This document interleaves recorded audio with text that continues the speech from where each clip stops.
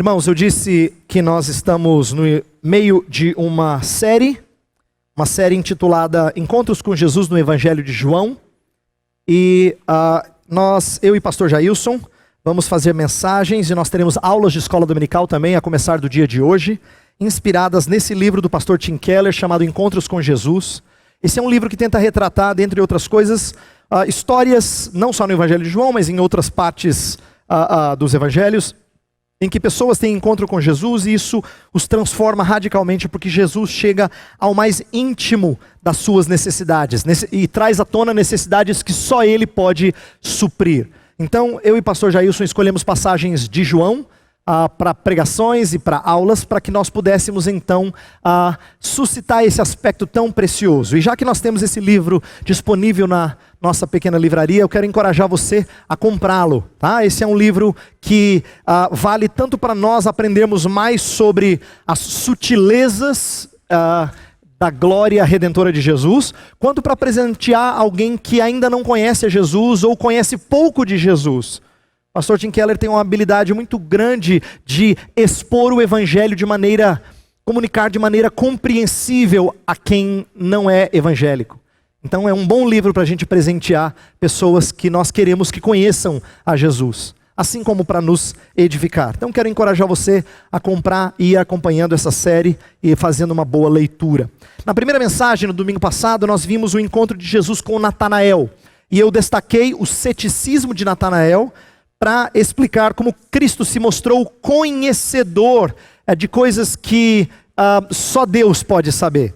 E Natanael se impressionou com isso. E eu disse que esse conhecimento que Cristo tem do nosso interior, quando Ele nos revela isso, é só isso que é capaz de transformar uma pessoa cética num discípulo de Jesus. Quando a gente é confrontado, não só por fatos ou por argumentos apologéticos, mas quando Jesus revela-nos quem nós somos, aí nós ficamos impressionados com Ele. E isso nos leva do ceticismo à fé, à confiança nele. Um exemplo disso na Escritura é Saulo de Tarso. Lembra, Saulo já tinha ouvido falar de Jesus várias vezes. Ele até perseguia os seguidores de Jesus, até o dia em que Jesus se encontrou com ele.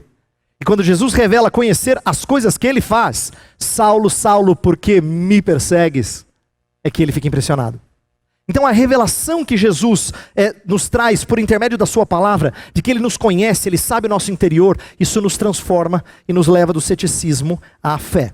A passagem de hoje, que é a que eu quero ler com vocês agora, João 2, de 1 a 11, é uma passagem de diferentes interpretações. É a transformação de água em vinho, né? Lá em Caná, no casamento em Caná da Galileia. Antes de ler a passagem, deixa eu só dizer para vocês que existem interpretações variadas dessa passagem, que muitas vezes vão do altamente alegórico até o meramente corriqueiro ou secundário. Tem gente que quer interpretar um monte de alegorias aqui, dizendo que aqui está fazendo uma conexão com a ressurreição de Jesus, porque começa a passagem no terceiro dia, né?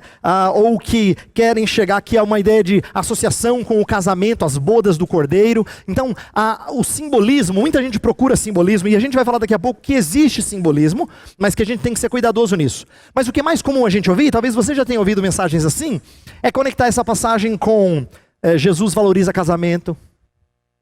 Que é verdade. Mas se é só isso que a gente aprende da passagem, a gente aprende muito pouco da passagem. Ou que Jesus não é contra vinho ou contra festa. É verdade, mas isso é secundário, isso tem valor inferior e ele não mostra a beleza da revelação de Jesus Cristo. Então eu não quero que a gente use passagens assim, como a gente ouve frequentemente em pregações de casamento, né? Sobre como Jesus tem que estar presente no casamento, como ele esteve lá no casamento das bodas de Caná, né? Bodas de Caná da Galileia, e não enxergar a riqueza da passagem e aquilo que é demonstrado acerca de quem é Jesus Cristo e o que Ele faz por nós. Então, eu gostaria que nós atentássemos para o propósito maior da passagem, conforme ela está inserida no Evangelho de João. Eu quero que você compreenda que essa passagem vai sim iniciar um período de demonstração da glória de Jesus Cristo. Lembra que João 1,14 fala assim: e o verbo se fez carne e habitou entre nós e vimos a sua glória, glória como do unigênito do Pai. Pois agora Jesus vai começar a demonstrar a sua glória. O sinal que ele vai fazer é uma demonstração, uma revelação da sua glória. Ele tinha prometido isso a Natanael. Quando Natanael creu em Jesus, Jesus falou assim: você creu porque eu mostrei conhecimento a seu respeito? Você vai ver coisas muito maiores. Estava falando do seu ministério, queria demonstrar a glória messiânica do Filho de Deus. Então, existe algo simbólico aqui, que é o que o sinal apresenta, tá? O nosso texto é o primeiro de 7 sinais registrados em João, dos capítulos 2 a 11, tem 7 sinais, e esses 7 sinais, esse trecho do Evangelho, frequentemente é chamado de o livro dos sinais, porque eles mostram um pouco de quem é Jesus, tanto é que vários sinais têm algumas explicações posteriores. Por exemplo, Jesus multiplica pães, e aí ele fala: eu sou o pão da vida. Ou ele dá vista a um cego para mostrar como ele é a luz do mundo, que faz a gente enxergar. Ou ele ressurge Lázaro para dizer: eu sou a ressurreição e a vida. Várias vezes Jesus interpreta os sinais através de discursos. Então, os sinais, eles têm sentido simbólico, eles apontam para uma outra realidade mais sublime do que apenas a bênção material. Isso também, mas aponta para coisas maiores. Então, eu quero olhar para vocês, para isso, mas principalmente, como é que o sinal revela quem é Jesus. Porque se a gente não enxergar a beleza de Jesus Cristo, nós perdemos de vista o propósito de João. João, quando ele está terminando o seu evangelho, no final do capítulo 20, ele diz assim: muitas outras coisas Jesus fez, mas estas eu registrei para que vocês creiam que ele é o Filho de Deus. Vocês têm que conhecê-lo. Se o sinal não mostra quem é Jesus e um pouco da sua glória, nós perdemos de vista o propósito do sinal. Então, nós vamos olhar para isso agora. A glória de Jesus manifesta no sinal. Quem não enxerga a revelação da glória de Jesus no sinal, não entendeu o propósito do sinal. E é importante eu destacar isso, agora que nós vamos ler a passagem, porque tem pessoas no Evangelho de João que até acreditam no milagre, mas não necessariamente em Jesus. Tá? Tente para isso. Eles acreditam no milagre, eles se impressionam com o milagre, mas nem sempre com a pessoa de Jesus Cristo. E isso é não entender o propósito do sinal. Eu não vou falar desse sinal para que a gente fale do espetacular, do sobrenatural, do miraculoso, porque há muitas pessoas que têm essa expectativa, mas não entendem a pessoa de Jesus. Então, acompanhe comigo a leitura de João 2, de 1 a 11. No terceiro dia, houve um casamento em Caná da Galileia. A mãe de Jesus estava ali. Jesus e seus discípulos também haviam sido convidados para o casamento. Tendo acabado o vinho, a mãe de Jesus lhe disse: eles não têm mais vinho. Respondeu-lhe Jesus: que temos nós em comum, mulher? A minha hora ainda não chegou. Sua mãe disse aos serviçais: façam tudo o que ele lhes mandar. Ali perto havia 6 potes de pedra, do tipo usado pelos judeus para as purificações cerimoniais. Em cada pote cabiam entre 80 e 120 litros. Disse Jesus aos serviçais: encham os potes com água. E os encheram até a borda. Então lhes disse: agora levem um pouco ao encarregado da festa. Eles assim fizeram, e o encarregado da festa provou a água que fora transformada em vinho, sem saber de onde este viera, embora o soubessem os serviçais que haviam tirado a água. Então chamou o noivo e disse: todos servem primeiro o melhor vinho, e depois que os convidados já beberam bastante, o vinho inferior é servido. Mas você guardou o melhor até agora. Este sinal miraculoso, em Caná da Galileia, foi o primeiro que Jesus realizou. Revelou assim a sua glória, e os seus discípulos creram nele. Então, o cenário é o seguinte: festa de casamento, Caná da Galileia, na qual Maria, Jesus e os discípulos são convidados. Maria vem até Jesus para que ele resolva o problema do vinho. O vinho acabou. E ela vem até Jesus. A gente não sabe por que Maria vem até Jesus. É difícil a gente especular e dizer assim: ela sabia que Jesus ia fazer um milagre. Jesus não tinha feito milagre nenhum até então. Lembra que no final da história diz que esse foi o primeiro. Então não dá para a gente dizer que Maria já sabia que Jesus ia, fazer alguma mágica ali. Não. A gente não sabe. Talvez Maria tivesse vindo até Jesus porque a essa altura é provável que ela já fosse viúva e o seu filho mais velho era o provedor da casa. Então talvez ela quisesse que ele ajudasse a resolver o problema. Nós não sabemos. O que nós sabemos que é importante destacar é que Jesus soluciona aquele problema com um sinal. Essa palavra é preciosa para João. Ele gosta de chamar os milagres de sinais, porque sinais apontam para uma outra coisa, tá? Um pouco de contexto ajuda a gente a entender esse milagre, Porque, vamos ser bem honestos aqui, esse milagre é estranho pra gente. Não tem ninguém morto para Jesus ressuscitar, ninguém doente para ele curar, nem um demônio para ele expulsar, não é? Tem ninguém passando fome para ele multiplicar pão. Tudo que Jesus faz aqui é dar uma festa. Às vezes a gente fica se questionando assim: Jesus, tanto poder, Senhor, podia fazer tanta coisa espetacular, né? Podia curar a fome da África, pronto, sanar o problema, não é? Ou poderia trazer paz mundial, não ter mais guerra. Tanto poder sobrenatural, o Senhor vai transformar água em vinho. Esse milagre aparentemente secular faz muita gente questionar a validade dele, parece tão insignificante. Mas é bom que a gente entenda um pouco do que era o casamento naquela época. Casamentos, nos tempos de Jesus, eram eventos muito mais comunitários do que a gente está acostumado. Hoje em dia, você tem pessoas que fazem assim, uma festinha só para os íntimos. Reservada, assim. Não é? A gente vai fazer uma coisa pequenininha, viu? Mas eu queria convidar você porque você é um amigo. Não, naquela época não tinha isso. Casamento não era um evento reservado só para os amigos. Era comunitário. Era algo que era o evento mais importante da vida pessoal de alguém e era celebrado em comunidade. E como isso era um evento comunitário, acabar o vinho não era uma coisa simples, não era apenas deselegante ou mera quebra de etiqueta, era acabar com a festa. O vinho, nas culturas semíticas, nas culturas da época, era sinônimo de alegria. Era uma bebida comum para quem gostava da videira. Existem evidências disso no Antigo Testamento. A videira era importante, então essa era uma bebida comum. E por ser uma bebida comum e parte da dieta do povo, acabar com o vinho era acabar com a festa. Todo mundo tinha que ir embora. Então, para uma cultura muito preocupada com a vida comunitária, isso era tremendamente vergonhoso. A situação é uma situação de vergonha, no qual o noivo seria colocado numa situação de desprezo e de chacota. Só que Jesus resolve restaurar a festa, como verdadeiro mestre de cerimônias, ou encarregado da festa. Lembra? Tem um encarregado no verso 9, mas Jesus aqui está dizendo que quem é encarregado dessa festa sou eu. Não é? E ele resolve então tomar conta dessa festa e resolve fazer um milagre. E João acrescenta um detalhe aqui que não deve ser considerado insignificante. Eu quero dizer a você porque isso não é tão perceptível. A história começa assim, versículo 1. No terceiro dia, houve um casamento em Caná da Galileia. Por que no terceiro dia? Por que isso é importante? Porque João começa, a partir do capítulo 1, narrar uma sequência de dias. Uma sequência que ele fala no dia seguinte, no dia seguinte, no dia seguinte, 3 dias depois. E se você contar a sequência direitinho, você vai chegar a uma semana. 7 dias. Alguns autores que dizem que João está fazendo isso de propósito, para que a gente atente para o início de uma nova criação. Como é que João começa? No princípio era o Verbo, e o Verbo estava com Deus, e o Verbo era Deus. E todas as coisas se fizeram por intermédio dele, criação, Gênesis 1. E depois João apresenta uma nova semana, para dizer quem é que vem trazer nova criação e fazer tudo novo. Então, essa nova criação, essa nova semana, ela culmina no 7º dia com um sinal, um milagre. E é curioso porque eu disse que dos capítulos 2 até o 11 são sinais. Olha que interessante, começa no 7º dia um período de sinais. O que eram sinais? Sinais eram antecipações de glórias futuras ou vislumbres redentores de Deus restaurando a ordem natural. Por exemplo, eu disse isso já na série de milagres que eu preguei no ano passado junto com o pastor Jailson.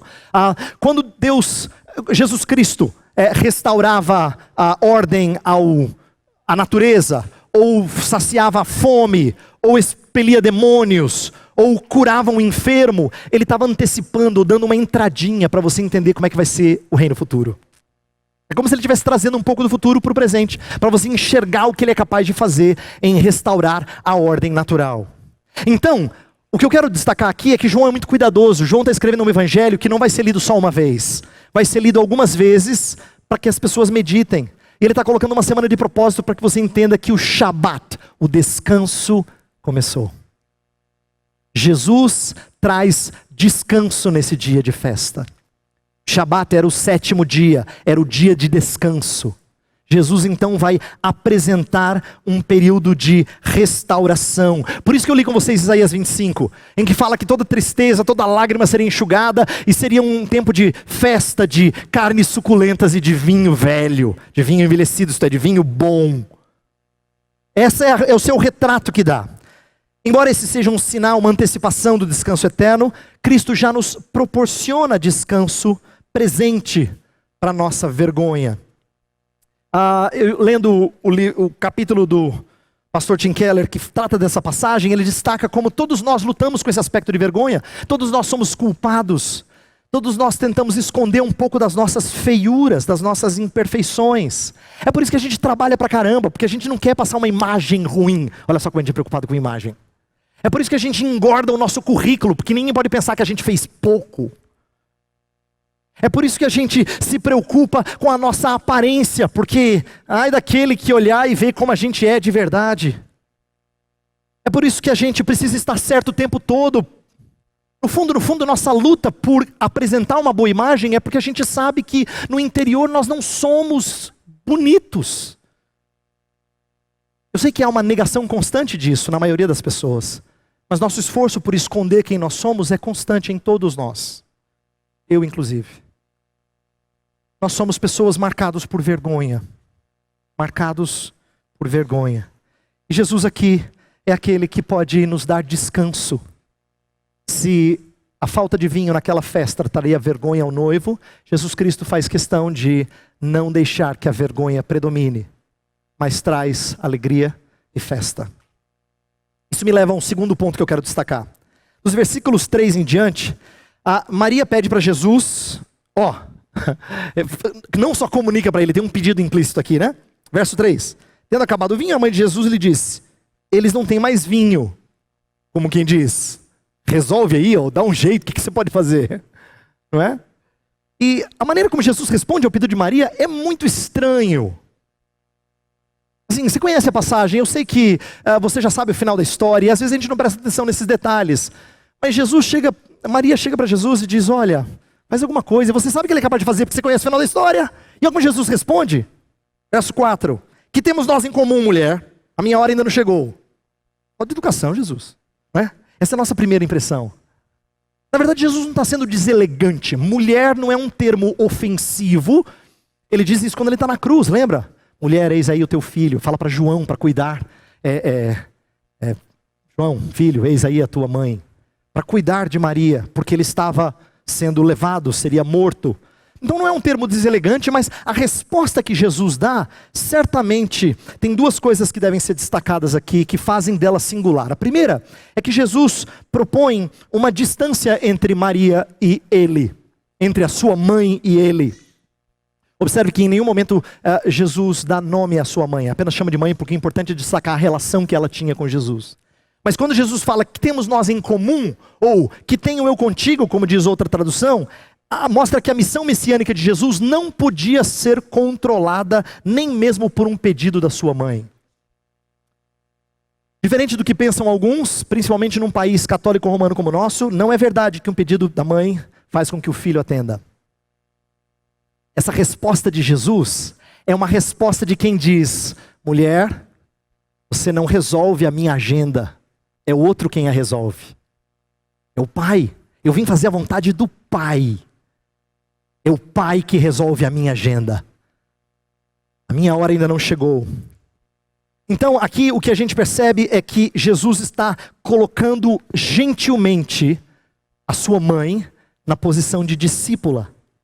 E sabe o que é curioso? A história dá a dica de que ela entendeu. Ela entendeu. Ela não reagiu dizendo: esse é jeito de falar com sua mãe? Não é assim. Pelo contrário. No verso 5, quando ela fala assim: servos, façam tudo o que ele disser. Isso não é quem está mandando na história. Isso é quem está sendo subserviente. Escute a ele. Faça o que ele mandar. Ela passa a deixar de ter controle, né? Ela deixa de ter controle da situação e agora passa o controle ao seu filho, que na verdade é o seu Senhor. Então aqui nós vemos como ela é transformada de mãe apenas numa discípula, numa seguidora de Jesus Cristo. O segundo aspecto da resposta é muito marcante, e esse eu quero destacar com um pouquinho mais de cuidado. É que Jesus fala assim: a minha hora ainda não chegou. Jesus, o que tem a ver? Não é? Essa hora. O que Jesus está dizendo? Está na festa? O que é esse negócio de hora não chegou? O Evangelho de João se refere várias vezes a essa ideia de hora. E na maioria das vezes ele associa ao período de morte, de sofrimento e morte de Jesus. Por exemplo, em alguns momentos do Evangelho de João, é dito assim que os soldados chegaram, mas não pegaram Jesus porque ainda não era chegada a sua hora. Mas quando o capítulo 11 termina, o período dos sinais, em que algumas vezes é dito que não era chegada a sua hora, e o capítulo 12 começa, que é o finalzinho, é a última semana de Jesus, aí ele fala assim, chegou a minha hora. 3 vezes ele diz, é chegada a minha hora, é chegada a minha hora, a hora chegou. Porque ele sabia que ele estava prestes a ser oferecido. Então, o que eu quero destacar para você aqui, que parece estranho para nós, mas é uma das verdades mais bonitas desse texto, ao meu ver, é que Jesus demonstra certa angústia, porque começar o seu ministério público significa caminho da cruz. Imagina esse que era Deus, mas também era homem, em tempo de festa, de repente passar a sofrer angústia. E quando vai começar o período de sofrimento e morte. Seu ministério público seria um ministério de antagonismo, de oposição, de sofrimento para ele e consequente morte. Então isso explica um pouco da sua angústia, do tom angustiado com o qual ele responde à sua mãe. Não deselegante, mas certamente angustiado. É como se Jesus tivesse saído do espírito de festa e adentrado um espírito de angústia e dor. Mas o que eu quero que você compreenda é que só ele poderia prover o vinho, e isso teria que ser com o seu próprio sangue. Então presta atenção no que essa história está nos ensinando.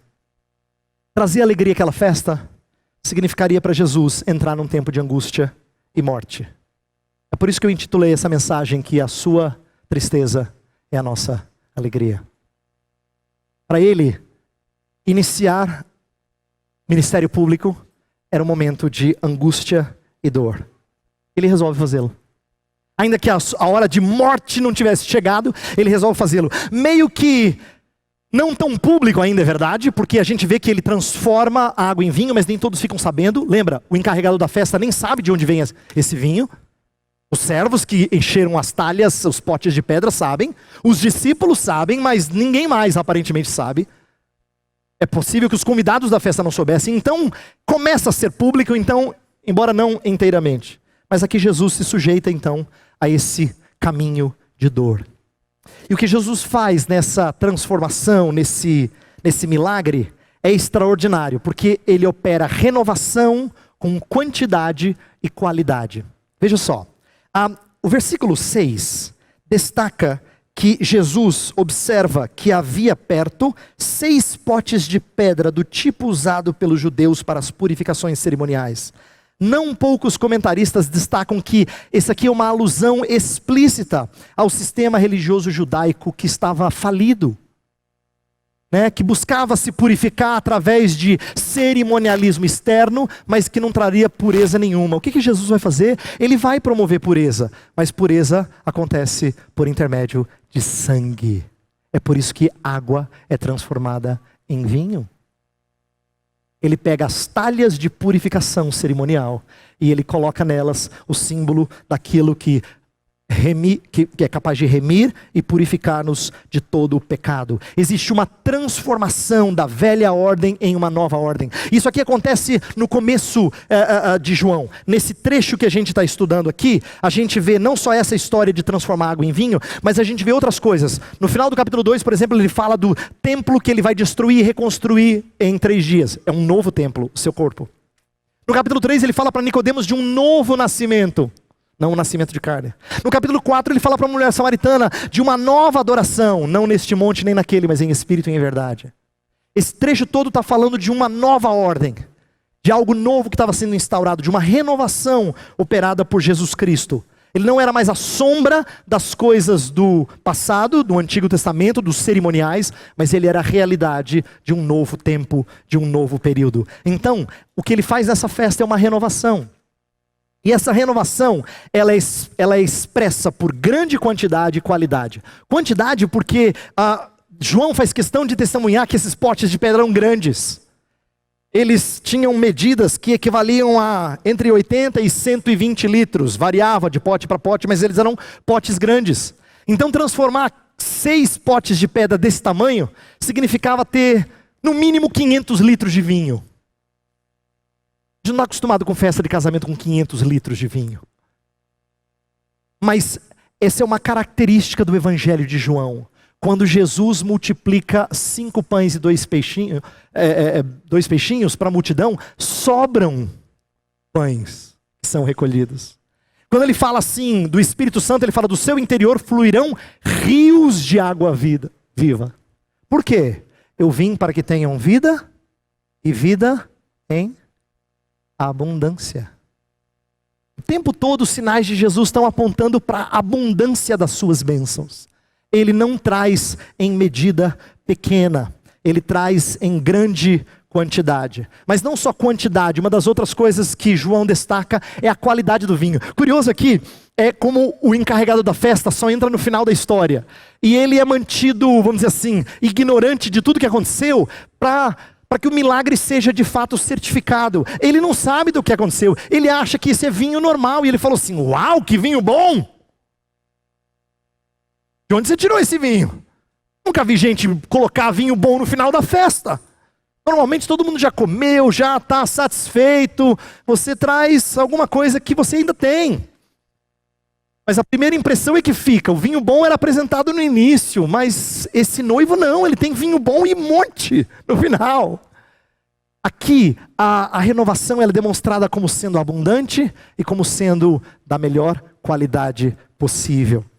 Jesus Cristo faz isso, ele opera algo que impressiona as pessoas por causa da sua qualidade. Mas o texto termina com algo que dá sentido a essa passagem, e eu quero refletir um pouco sobre isso. No versículo 11 diz assim, olha só,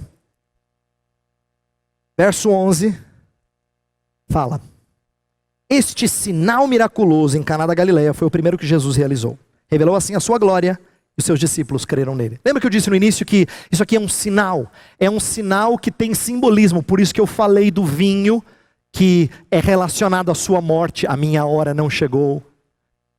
Por isso que eu falei dele ser o encarregado da festa, que de fato bota ordem, traz alegria, mas que a alegria da festa custa a sua tristeza. Ele banca a alegria com tristeza nele. Aqui os sinais são isso, os sinais eles não são demonstrações de poder. Jesus não era um mero mágico que impressionava pessoas com poderes especiais, mas apontam para a glória do seu feitor, a glória de Jesus Cristo. É verdade que nem sempre os sinais despertavam fé, sabe? Tem momentos no Evangelho de João em que Jesus faz sinais e as pessoas não respondem em fé. Em outros momentos eles respondem com interesse, eles querem ir atrás de Jesus por causa do pão que sacia a fome. Mas o que o Evangelho de João vai mostrar de novo é que sinal só cumpre o seu papel se apontar para o seu destino. Não é assim? Ninguém fica parado na estrada olhando para um sinal e dizendo, ai que impressionante, olha que bonito, que bem feito, não é? Ele não cumpre o seu papel, a não ser que ele aponte para o destino final. Sinal é isso. E quem não enxergava a Jesus, o feitor do sinal, não tinha entendido aquele milagre. Não tinha crido. Então fé no Evangelho de João é entender quem é Jesus. Entendê-lo como Cristo. Fé não é acreditar no sobrenatural, mas descanso naquele que revela a glória de seu Pai. Isso dá margens para você e eu confrontarmos aqueles que acham que têm fé. Não, eu acredito, eu creio em Deus. Não, crer em Deus não é saber que Ele existe. Satanás também o faz. Não é? Tiago fala isso. Ele sabe que Deus existe. E até treme. Os demônios fazem isso. Mas crer em Cristo Jesus é submeter ao seu senhorio. É se espantar com a sua glória e ser testemunha dela. Uma das coisas que a gente viu na passagem do domingo passado é que um está contando para o outro e um discípulo está fazendo outro discípulo. E agora os discípulos creram porque viram o primeiro sinal. Para quê? Para que deem testemunho. É isso que João está fazendo quando ele escreve o Evangelho. Ele fala, olha, podia ter dito muitas outras coisas, mas essas eu registrei para que vocês creiam. Ele é testemunha disso. Ele está contando essa história por uma razão, ele quer que você entenda quem é Jesus. E, por favor, não tenha a impressão de que Jesus se revela só aos entendidos. Porque esse sinal foi feito onde? Em Caná da Galileia. 2 vezes é destacado isso. Galileia era o lugar em que ninguém esperava que viria alguma coisa boa. Onde é que Jesus resolve fazer o primeiro milagre? Lá. Um lugar desprezado. Um lugar que ninguém dava muito crédito, na Galileia, numa cidadezinha pouco expressiva. Então Jesus faz isso porque Ele quer mostrar-se a qualquer tipo de gente. E eu quero encorajar você a compreender algumas das coisas que esse texto nos diz sobre Jesus Cristo e compartilhar isso com outros. Entender que Jesus Cristo não é alguém que nos livra, nos limpa a barra, como a gente pensa. Ou que Ele nos livra de aflições. Não, Ele transforma a nossa vergonha em glória. Olha só, eu e você, para todo sempre, nunca seremos vistos como gente que nunca pecou. Porque nós pecamos. Mas gente cuja dívida foi quitada. Então é impressionante como nós temos motivo para vergonha, mas nós seremos exaltados. Porque todo aquele que se humilha será exaltado, disse Jesus. Então, a ideia de que nós temos nossa vergonha transformada em glória é a história de quem conhece a Jesus Cristo. E é isso que você tem que testemunhar. Não é uma glória que é sua, é dele, refletida em você. Ele transforma a sua e a minha vergonha em glória. Ele transforma a nossa preocupação em descanso. Eu falei que Ele fez isso no 7º dia. Porque nós vivemos nesse mundo aflitos, preocupados com as coisas que nos cercam. Se elas vão faltar, nós temos medo do que vai acontecer. A gente corre atrás do vento. E se a vida é só isso aqui, se a vida é vista debaixo do sol, é vaidade das vaidades, disse o pregador. Então o que esse texto nos mostra? Nos mostra o sol raiando por entre as nuvens. Aquele que se fez carne, o Deus que se fez carne. Vimos a sua glória. Ela não foi escondida. Ela veio até nós. Para que a gente enxergue a beleza do seu ser. E testemunhemos a outros. E eu gostaria que, à medida que nós encerramos essa mensagem e participamos da ceia, nós percebamos que todas as vezes que nós celebramos a ceia, nós estamos fazendo isso. Nós anunciamos a sua morte até que Ele venha, diz o texto bíblico. Jesus disse no registro de Marcos, quando Ele termina de celebrar a ceia, Ele diz assim, não vou mais tomar desse vinho, até que eu entre no reino. Sabe o que é curioso? Naquela hora, Jesus ficou angustiado. E transformar a água em vinho significava iniciar um período de sofrimento e consequente derramamento de sangue. O sangue da nova aliança. Mas vai ter um dia em que o vinho vai ser motivo de festa para Ele e para nós. Isso aqui é uma antecipação daquela festa. A ceia é um momento em que nós antecipamos, temos um antegosto da ceia celestial, por assim dizer, não é? De um tempo de festa, de boa comida, de fartura de comida, de vinho bom, conforme diz as Escrituras. Eu quero orar, pedir que Deus nos dê um tempo de descanso. Eu quero que você experimente neste ano, e eu vou orar para que eu e você experimentemos isso. Um tempo em que nossa vergonha não domina a nossa vida. Em que nós somos capazes de expor às pessoas o que nós fizemos, mas como nós nos sentimos perdoados por Jesus. Para que eles saibam que nós não temos uma vida limpinha, como quem nunca fez nada, mas uma vida coberta pelo sangue daquele que trocou a sua tristeza pela nossa alegria. Vamos orar? Pai do céu, nós te agradecemos por essa história simples, singela, é verdade, mas com profundidade de entendimento. Nosso Salvador aqui não estava só continuando uma festa, não estava apenas promovendo alegria fugaz, passageira.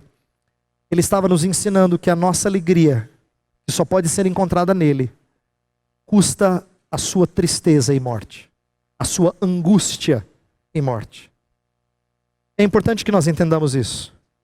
Em momentos de aflição, ensina-nos a nos achegarmos a Ti e a nos lembrarmos que em Ti nós temos alegria inesgotável, descanso inesgotável.